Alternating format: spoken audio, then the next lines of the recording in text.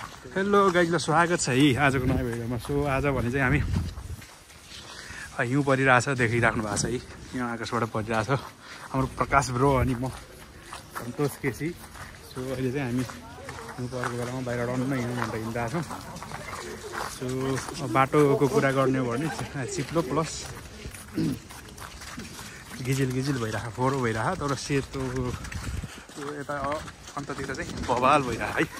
अहिले हामी चाहिँ आधी घन्टा बाटो हिँडेर जाडो हामी कस्तो भइरहेको पहिलो अनुभव?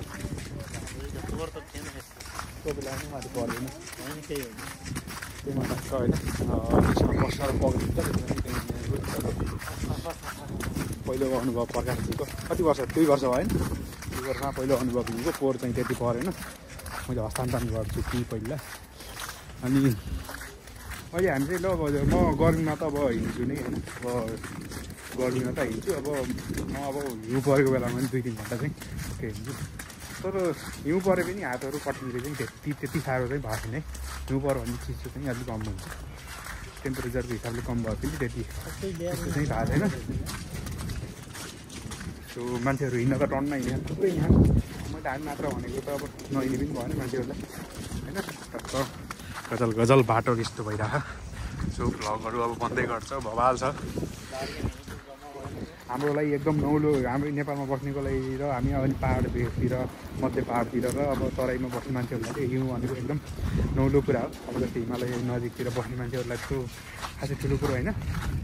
अब मलाई पनि रङ्ग लाग्थ्यो पहिला सुरुमा, हामीले चाहिँ हिउँहरू नदेखेको मान्छेको हुँदा अचकल त अब जता पनि जान्छ हाम्रो हामी हुने मान्छेहरूलाई हिउँ भन्ने यताउति कमै चान्स पर्छ है। सो प्रकाशजी तपाईँले कस्तो फिल भइरहेको? अब हिउँमा पहिलोचोटि हो कि यहाँभन्दा पहिला पनि अरू अन्य देशहरूमा जानुभएको थियो? यहाँ बाहेक कोही होइन, इन्डियातिर सिमलातिर यताउति कतै जानुभएको थिएन? मैले पनि अब पहिलो अनुभव पोहोर चाहिँ यति नपरेको रहेछ। म चाहिँ पोहोर गर्दा थिएँ, परार चाहिँ बवाल पराएर झन् पराएर पनि बवाल परिरहेको थिएँ। हिउँका सिटाहरूले चाकटाक हानिरहेको। अहिले यो अवस्थामा कस्ता खाले कपडा लाउनु पर्ने रहेछ? समरको कपडा चल्ने रहेछ कि नै? के अनुभव पाउनुहुन्छ अहिलेको चाहिँ? यो अनुभवले चाहिँ के पारो भनेपछि हामीले समरमा लाउने जुत्ताहरू लाएर चाहिँ नहुँदो रहेछ भन्ने चाहिँ भयो। हुन त केही पनि भएको छैन, त्यही पनि तर डर किन्ने यताउति हिँड्नको लागि आफ्नो सेफ्टीको लागि चाहिँ समरको जुत्ताले नहुँदो रहेछ। त्यस कारणले अब खासै हुन त हामी खासै बाहिर हिँड्ने मान्छे त होइन, एक दिनलाई लाउनु ला अहिले पनि खासै बाध्यता होइन। हामी एकचोटि हिँडौँ आज हिउँमा भनेर चाहिँ हिँडेको है। खासै त्यस्तो खासै इम्पोर्टेन्ट कामहरू पनि केही होइन, इन्जोयको लागि हो हामी चाहिँ। सो पहिलाको अनुभव सेयर गरौँ भनेर। बरफ डल्लो छ मान्छे से त बवाल देखिरहेको। अब त्यही हो, अब हाम्रो पाहाडमा हामी हिँड्नु गरेको मान्छेहरूलाई चाहिँ यो एकदम राम्रो हो। अब अहिले त धेरै मान्छेहरू अब नेपाल छोडेर विदेशतिर हिँड्ने र युरोपतिर धेरै मान्छेहरू हुनुहुन्छ। अहिले यता मान्छेहरू धेरै भइसक्यो, तर नेपालमा पनि अहिले त मान्छेहरू साधनहरू लिएर मान्छेहरू घुम्न जाने पनि टन्नै हुनुहुन्छ। अहिले चाहिँ अथवा मान्छेहरू इन्जोयको लागि बढी हिँड्ने भएको छ नि त, त्यही भएर। जाडोको फिल भयो कि नै त? मैले हिँड्नलाई अलिअलि होइन, खुट्टा गयो बवाल छ क्या यो सिनहरू है।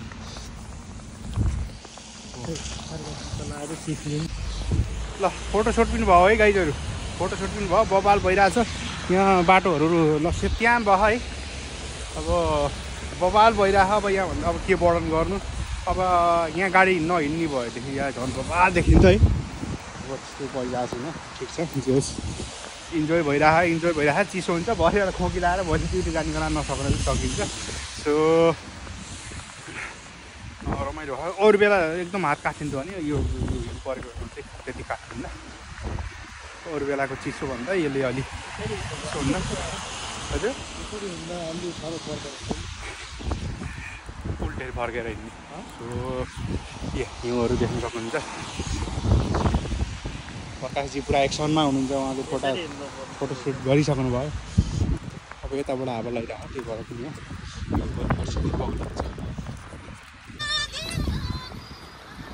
लगाइ चाहिँ बबाल बबाल लाइभ हालिदिनु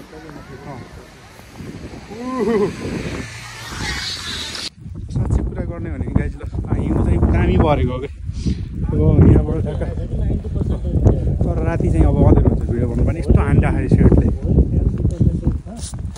तर मजा आयो आज च्याउ छैन फोटोहरू सुट भयो फोटोहरू खिच्थ्यौ अब हिउँमा अब यो वर्षको लागि लगभग भयो अब कहिले काहीँ भएर अब लास्टै नयाँ कपडा किनेर जाने हो नत्र अब फोटोमा बाहिर निस्किन सक्दिनँ भनेर भन्न बुट लाएर निस्किनु पऱ्यो सो जे होस् रमाइलो भयो अब ट्याक्क फोटो पनि भयो ल अनि आजको इन्जोय पनि भयो चिसो पनि खाइयो हातहरू त रातो भइरह है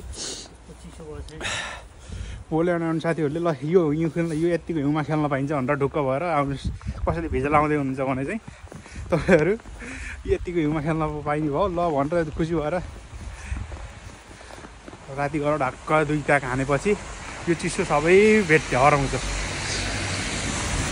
गाडीले यस्तै फालिरह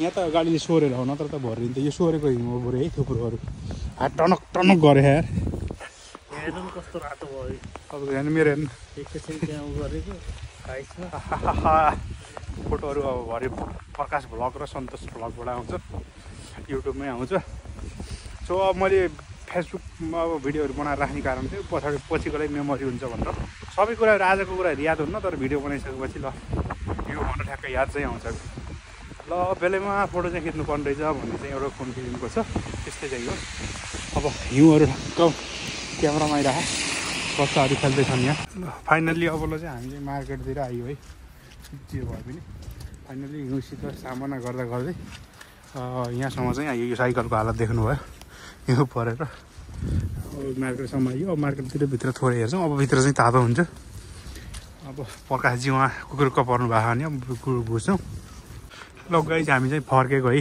हिउँ अझै पनि परिरहेको देख्न सक्नुहुन्छ तपाईँहरू सर्ट अब चाहिँ यस्तो हिउँ परिरहेको कि